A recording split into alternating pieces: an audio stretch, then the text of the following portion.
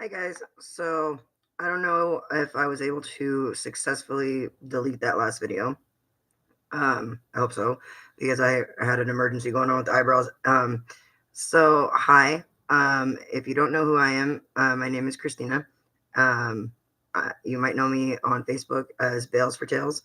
Um, I'm the founder of Bales for Tails, Canine Advocacy and Owner Support. Um, our organization focuses on support services for both pet owners and rescues and shelters, um, pretty much filling in the gap that shelters between shelters and pet care and rescues and pet care and owners and pet care. Um, we have several different branches or I guess departments. Um, One of them being investigations for animal cruelty and abuse that is done inside of the shelters and reported. Oh my goodness, this is okay. Bear with me. Um, and is reported by community members because unfortunately, a lot of those concerns and complaints they either get pushed under the rug or they get ignored or they are publicly criticized and people are made to feel like they can't ask for help or that there is no help. um, so a little bit history is that I actually have social anxiety. So if I just like talk funny, or if I get like spacey because I also am ADHD, and according to the doctor, I'm also like a highly functional autistic, which whatever that means, I don't really know what that means, but so I'm a little different. And needless to say that sometimes my talking is not, traditional, but I will do my best. Um, I'm always open for structured criticism. However, if you like, I don't really want to waste time like bicker. I won't waste time bickering with people because like on Nextdoor and stuff, people had like everything to say under the sun. When I was like posting like an experience with North Bay Animal Services, and I'll get into that in a minute. But going back, see what I mean? See what I mean? ADHD. So so a little bit about Bills for Tails is um, I am an animal lover and empath. I've always had animals. I actually, Bella, I got her when she was like 4 weeks old, I believe. She was a rescue. And can you lean up? Or you're, um, she was a rescue, and she actually, I had found her and her litter. And she's the sole survivor because the rest of them passed away from parvo. And so that was in 2017. And today, I don't know if you can see her actually. No, she's back on the. Let me see. She's the brown one next to the light one with the white spot on her. So right in front of that black one that's right here by my shoulder, she's that brown brundle blob with the white diamond on her back. Today she's 7 years old, and she's my best friend. She's my companion. She's my dogger. She's my baby. She's my girl. Is what I call her. And all of those furry balls are her babies. Um, And so Bales for Tails came into existence because I don't there's a lot of like things in the animal welfare world that I don't agree with and I find very, very hard to accept things like euthanasia of healthy animals, disuse of funds, the lack of transparency, policies and town ordinances. I mean, it goes much bigger than just animal welfare, mind you. you know, uh, but it all is tied in together. And I say that because,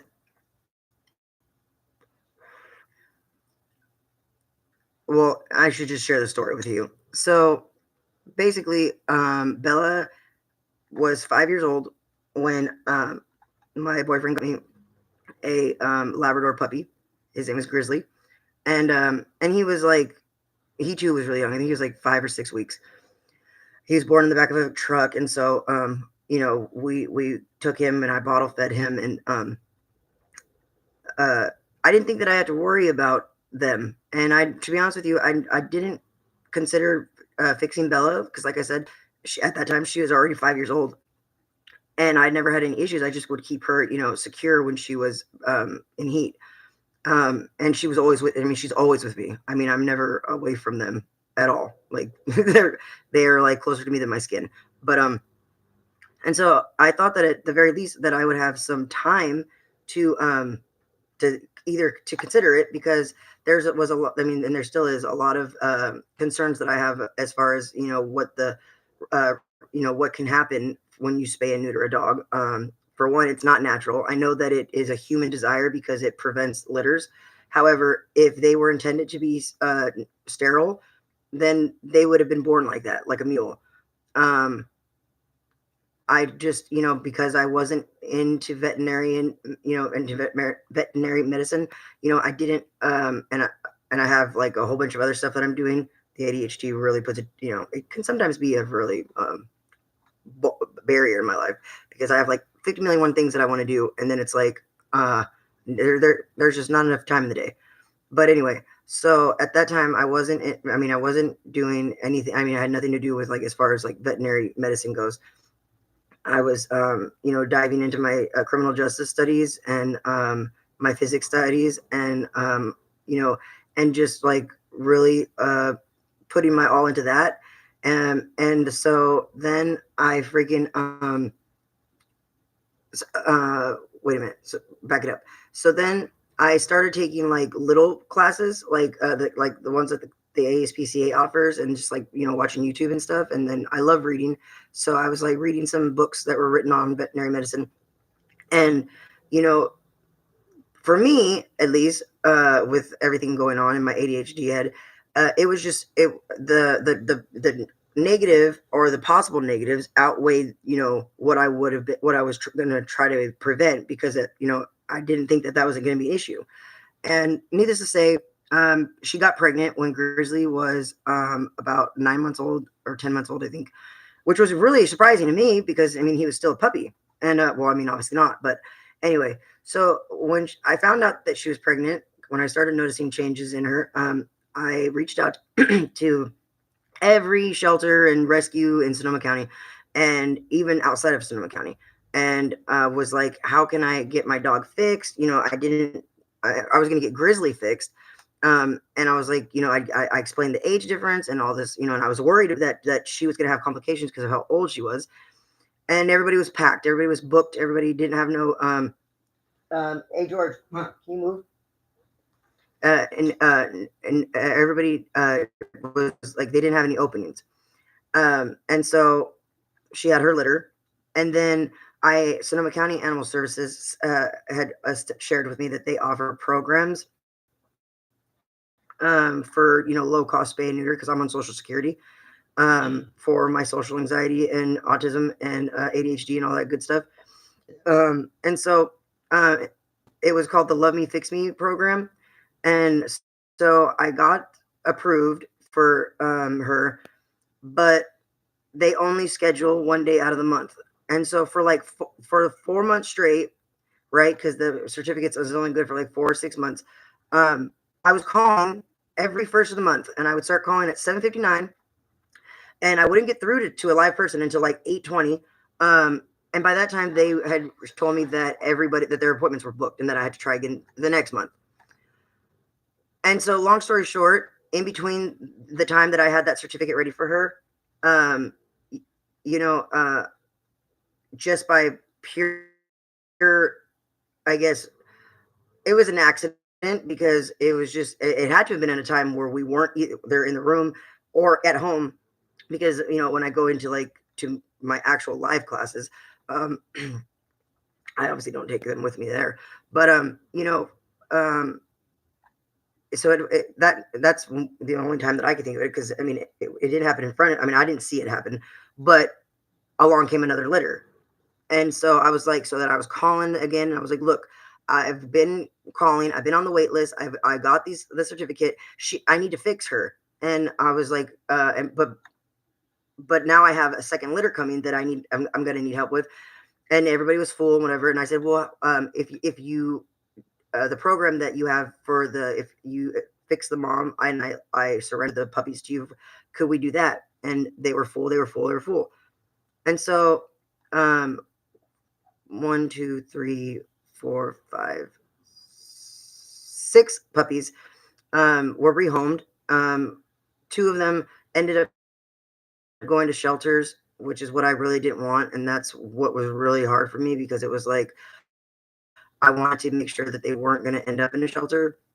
And then the 4 of them are in really great homes, and I get to see them, and they're amazing dogs, and they're just beautiful, and I am really grateful for the people that have them.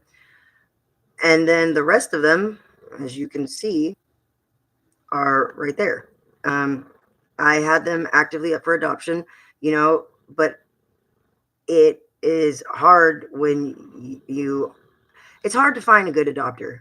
And that's why I could never be a breeder, and I'm against breeding. And I know that sounds kind of like, well, but I mean, but honest to God, I couldn't be a breeder because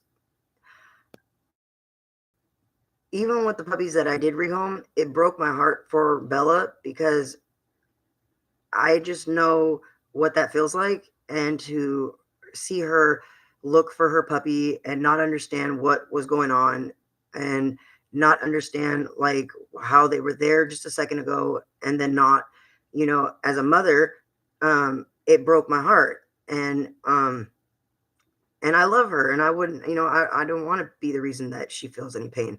And so, I mean, that's one of the hardest parts for me. And so, I put them up for adoption, but I wasn't like actively like out there like, hey, you want a dog? I was just kind of like posting them and then like waiting for people to call me back or whatever. And then I was still calling about the spay and neuter programs, but everybody's full.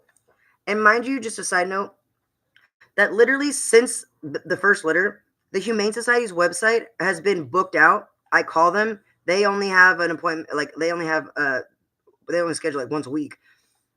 But that was 4 years ago. I mean, no, sorry, 2 years ago.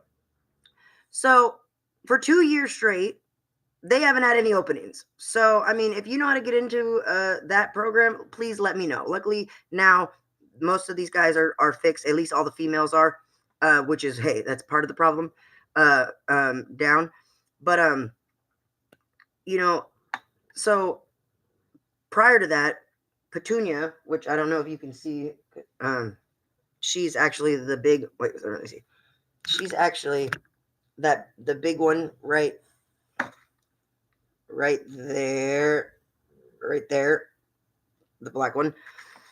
She actually ended up getting out and having a litter. And I mean, she just came back, and it was like, because baby, which you can't see, I know baby's literally right there. She's Houdini. Not that I've ever tried this, but to give you kind of an idea, if you were to hog tie that dog and put her in a trunk, and put her in a suitcase and then put her in a trunk, by the time you were able to like stand up and dust yourself off, she would be outside of the freaking suitcase trunk and out of the hog tie, like shaking her tail, like, what are we doing now?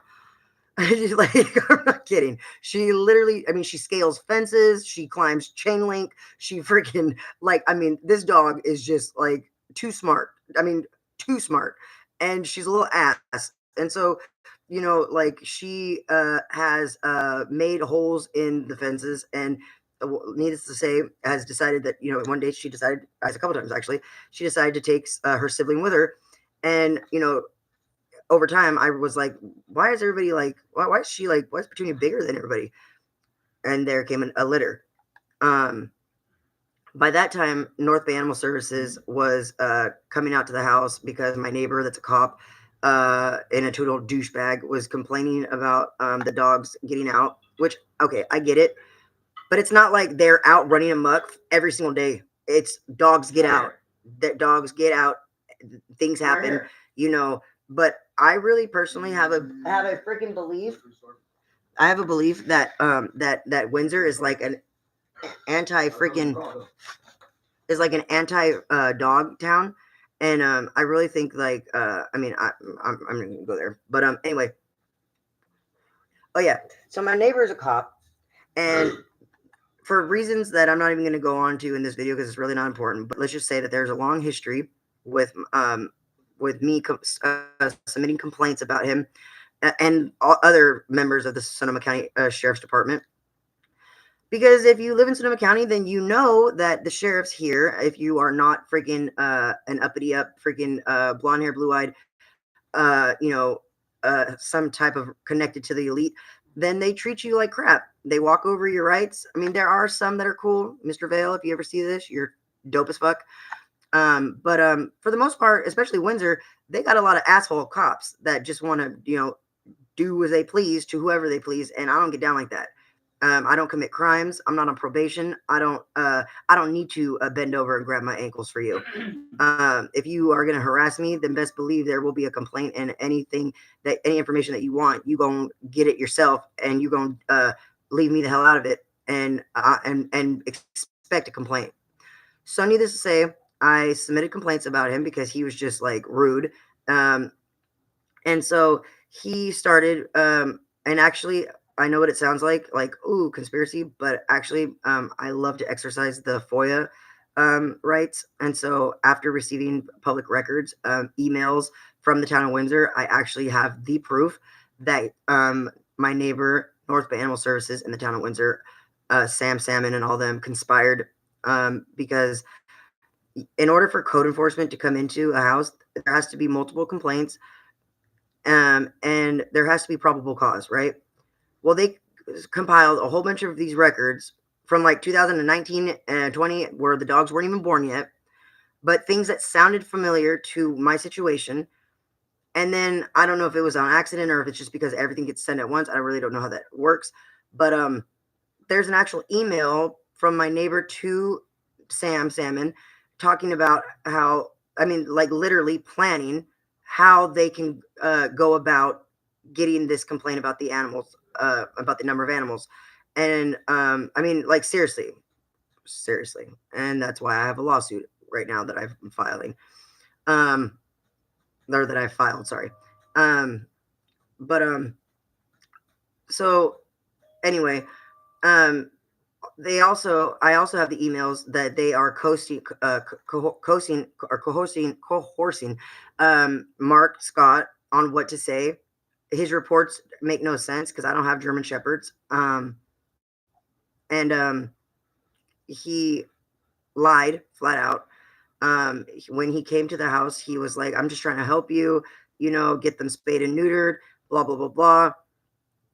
And then come to find out that, oh no, so when he came here, he was like, if you don't give me your dogs, then you're gonna get into trouble and you're gonna lose your in-laws are gonna lose your house, and you have a court an administrative court hearing coming up and all this stuff. And I was like, you know, in tears, and I was like freaking like, well, what can I do? You know, I was trying to get like a kennel license because that's what they tried to say that I had was a kennel.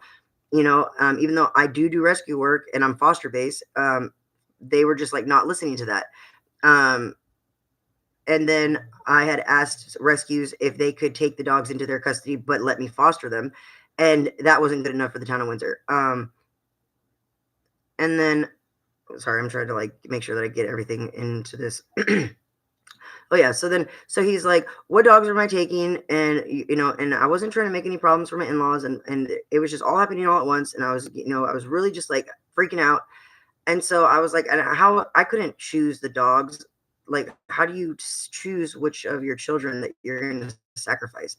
And so I just kind of just started like, you know, grabbing whoever I could grab and walking them out. And then they loaded them up into the truck. And,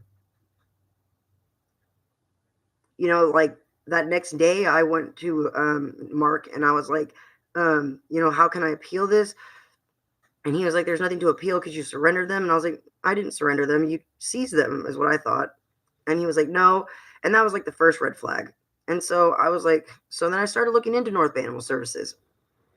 And I found out that they are not currently licensed, that they're veterinary premise license, and they're right, you know, they don't have a license or a license manager because nobody wants to work with them. And so, when I asked him about that, I was just like, "So, what's going on with your license?" And he was like, "Whoa, whoa, whoa, whoa! That's a road you don't want to go down because that's going to open up a whole can of worms that is not gonna be beneficial for anybody." Okay.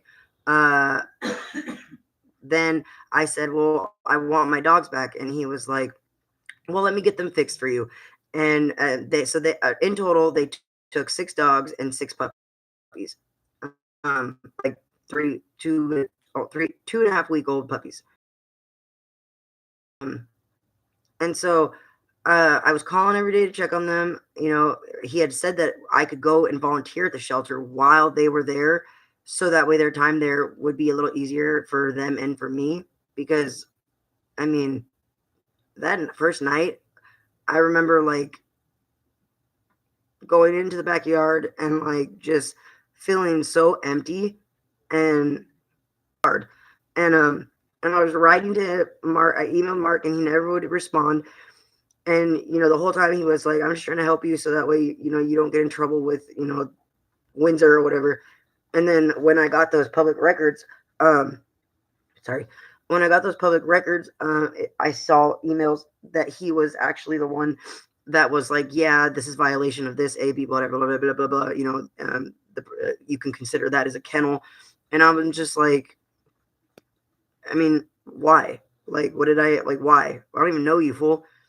Um, and so like I started digging even more, and that's when I found out that none of the staff, no staff there, have any training in animal welfare. Bella, who claims to be a cynologist, which is just a little side note, is kind of familiar to Scientologists, right? Because I never heard of that. She allegedly got a bachelor's from Bergen University in Pengrove. So, quick little side note. One of my favorite hobbies, is I like doing independent investigative journalism. Okay. So I applied. I reached out to that university, and I asked for enrollment information. And I was talking to a counselor or whatever. Now, mind you, I am enrolled in an actual accredited university, American Intercontinental University, which is the bomb.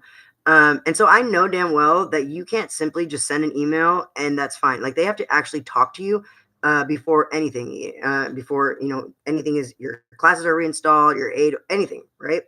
And so this lady was just like, yeah, like wanting to do it over an email or through Teams or something like that.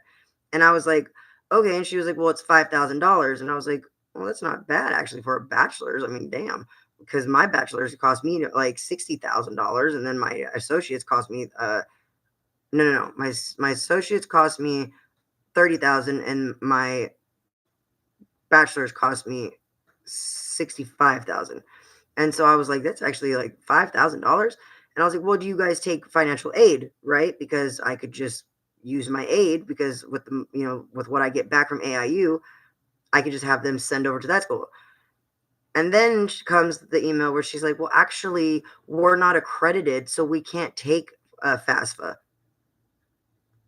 So if you're not accredited, then that means that your degrees don't really have any standing. They don't mean anything. And they don't mean anything because you don't have the authority to teach anybody anything. So what are the chances, or what's the point in spending that money to get that degree? It's a fake degree. I mean, do the math yourself. Reach out to them. See, like, and they don't. And the thing is that they're not even like trying to hide it. They're not even trying to go like a going into like a career institute or something. Like, oh no, they're like, oh, we're an accredited college or university, yet you don't take FAFSA. Okay, that was another red flag. So then I was like, Mark wasn't calling me back, and I wanted to know where my dogs were. And so then I see a posting on Sue Davies' page of my puppies saying that this little guy and his sisters are going to be looking for homes. They were only 4 weeks of age at that time. And I freaked out. I mean, I flipped out, and I was like, I went down to that shelter, and I was like, I want my dogs. The shelter staff wouldn't let me, see them. That first they weren't there, then they were there. And I was like, you know what, dude? Like, I want my dogs. And Mark was like, well, you got to come to Windsor to talk to me. Mind you, that shelter is in Petaluma. And I was like, I don't want to talk to you. I want my dogs. And he was like, he wasn't hearing it. So I called the police on them because, mind you, I had never signed any paper, no surrender paper, no, there was no paper, no, nothing. They just had my dogs. And so then I called the police, and the police were, the Petaluma Police Department was told that it was a private establishment and that they had no rights there. Yet it's on city land and my tax dollars pay for it. Okay. Another red flag. So I'm a distraught. I'm freaking out. And Mark calls me a couple days later to say that I can come pick up Weta, which is a little white one in the background if you didn't notice. And he said that he fixed her for me and he wasn't going to charge me anything, and that he hopes that that was a sign of good faith. And I was like, so happy to have her back, right? But at the same time, I was like, but what about my puppies? And he was like, well, that's just a lot of dogs. And I was like, but that's not what we were, that's not what was happening here. And then he pimp talked me and was like, and got me to calm down. And then because he said that I could pick the homes, he told me that I could have people apply and that he would adopt them to them. So that way they could remain in my family, remain close to me. And, they were just trying to help. Yet every single adoption application that was put in for those dogs was ignored. So then I went in and I put fake adoption applications in from outside cities and counties. And tell me why those motherfucking applications were like responded to within like an hour. And I was just like appalled. I had people go to the shelter, call in the shelter. They were like, "Oh no, they're not adoptable yet." Yet then my dogs were posted on it. That's right, because then I see my dogs on the actual website. Right, they're available. They're becoming available for adoption, but they're not really because they haven't been spayed yet or neutered because they're males. And so the picture that you first saw on the profile, and I have it still. I have was the day that they took them. And then I see at the bottom of each profile how they have 2 or 3 more pictures that they've taken since they've been in the shelter. And those pictures stopped my heart. My whole world stopped spinning because it was a shadow of a skeleton of my dogs. My dogs' faces were sunken in and dry, and their eyes were all sunken in, and and they were just so skinny. And Hubert's a little thickness. He was bones, and Papa, he's a pretty big boy, and you can see his rib cage, and like. So I got up again, and I went to Mark, and I was like, I want my dogs. And I called the legislator. I talked to Mike McGarkey's office, Donna something, and was like, because I had reached out to this board of supervisors. I reached out to the town of Windsor. Mind you, through all of this, the only response I've ever gotten from Windsor is my records request. Nobody has taken the time to write me, to, extend their apologies, to even ask me for my side of the story. They have sent numerous emails between each other and trying to get their story straight, and then literally have been told by each other, like, you need to figure out what you're doing before you want to come bringing it over here, because it's going to bring negative attention. Mark's telling me that he doesn't need cops there because that's just red flags, and I'm like, what the hell you got to worry about? And so my question to the senator was, well, what do I do? And I even called Newstrom, okay. And I asked, what do you do when your lower government isn't doing what they're supposed to? And they're like, well, there isn't anybody. I said, so they could do whatever they want. And his office told me, well, I'm going to hang up the phone now because you're just putting words in my mouth. And I was like, what you're telling me is that, I said, my lower government is engaging in fraud, embezzlement, money laundering, and a whole bunch of other stuff. Why are the cities contracting with a shelter that is private, that isn't licensed, and doesn't have the right to do what it's doing, has so many raw records, and I have those records, and if you go to Petaluma Army of Kindness, you can see it for yourself, of them killing animals or taking them to VCA Animal Hospital or Barden Veterinary Hospital to be euthanized, okay? 10,000 at least Not just that cat Katie, that the man was smart enough and had the ability to go after them, but there are so many other animals, mostly cats, that are murdered. And then a dog was. I have the actual investigation report and the Lake County investigation report, because remember they do that shelter too. Mark killed him by giving him too much tranquilizer, and then when he was asked to just demonstrate, how he did that, he showed a dosing chart that wasn't even for that medicine. It was a whole different medicine for cats. The chart was, and he wasn't even supposed to have the tranquilizer. He was supposed to have returned it to the veterinarian, which he said he did, and then the veterinarian contradicted it and was like, "No, he didn't." But that never came out in the public. Nobody ever heard about that. Why? Why are things like that kept? Is that not transparency? To know these things, to know that veterinarians are sending emails to the county council, to the city council, and being ignored with their concerns that these animals that are brought in for euthanasia are literally put in those situations. Okay, I'm not gonna go too far and be but hear that. The veterinarian was like, Mark does not listen. He does not stay. There are many of these animals that we don't feel euthanasia is right, but yet he signs it and then takes off. Animals that are coming in with broken limbs that are pretty fresh, and Mark is saying that, well, they're not able to use their legs, so we need to euthanize them. I'm not gonna say anything. What I'm going to say to you is that you can listen to my story a million times, and maybe you believe me and maybe you don't. Maybe you jump the bandwagon and you just want to blindly follow everybody else. But I know the pain that I felt. I know that when I got my dogs back, that instant just relief from them, for them and for me. When Petunia came back, she peed all over the place. But Mark lost her puppies. I know that they're still on 130 Sunny Slope Road in Petaluma, because I see updates every once in a while. And the thing that sucks about our investigation team is that the investigators can't just come out and be, it has to come out in pieces. We can't overreact. We can't jump and because there would be no point to our role, right? If our role is to, in fact, catch shelters in the act of doing what they're doing and bring it to public light, then we need to maintain our non-identity, I guess. But me, I just want to encourage you to do your research, ask questions, always ask questions, and use the rights that are available to you. I mean, our government is pretty shitty. I would rather live in a country where I know I have no rights than to live in a country where I think I'm free, but I'm really not. Where nobody listens or cares if you are on this side of the track. You know what I mean? But that's another episode.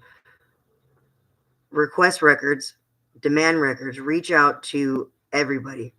Because, see, yeah, their intention is to ignore me, but my intention is to get a paper trail of that ignorance. And that's exactly what I'm doing. And it's unfortunately all too easy to get turned away, rejected, refused. But that's the only way change is going to come. I post all the content that I have. Every report that we do conduct, I make sure that I put it up online, so that way you guys can see it and work the channels in your own way and come to your own conclusions. I'm just sharing you my story and why I am struggling so hard and fighting to build this brand, because one day, hopefully, when all the dust settles and I can afford it, maybe I'll win the lottery, or maybe I will maybe freaking I don't know. But I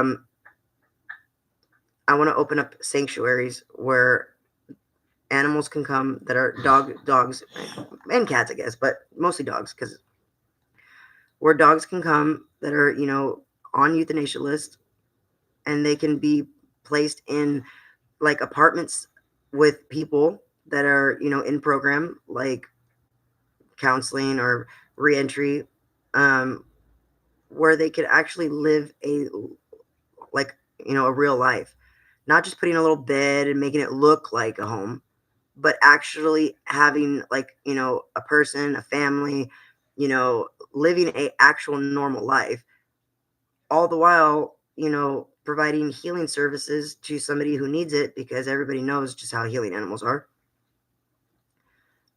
And then we won't have to euthanize animals for a lack of space. And,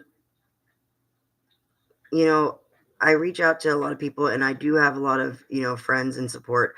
And I want to give a shout out to the Animal Pad because I think that you guys are just amazing. Your team, the way you guys work together, the way you welcome me, just everything about that organization and the history of its founder is just inspiring. And it makes me want to be, all that much of a better person and advocate. Best Friends is actually, I volunteer with them. And so far, everybody is just really sweet and really nice and helpful. And, you know, I think that Best Friends gets a lot of bad uh, light because there are options for things like a network partner or whatever. But that doesn't mean that they know them, right? They just know what they're told. Well, if they're being told lies, then how are they to be faulted when those organizations are actually not who they say they are? And because actually, I've been in on a couple team meetings and been given suggestions by Best Friends on what actions to take. And so I know and I feel at this moment in my heart that, you know, at the even when a time comes that sorry, my focus is on North Bay Animal Service, but that Best Friends comes to know that an organization is in fact killing animals and not and dishonoring, like, their oath to animal welfare, they wouldn't have anything to do with them. They truly do try to do everything that they can to save animals. And that's just my opinion. um but yeah, so thank you for watching. I know that this is 37 minutes that you will not be able to get back from your life, so I am truly grateful for it. And I hope to be able to use this more and more and be able to come out of my safety little nutshell. If you excuse me now, I'm going to have to go and collect my thoughts ground because I am like with anxiety. But thanks for listening, guys. Bye.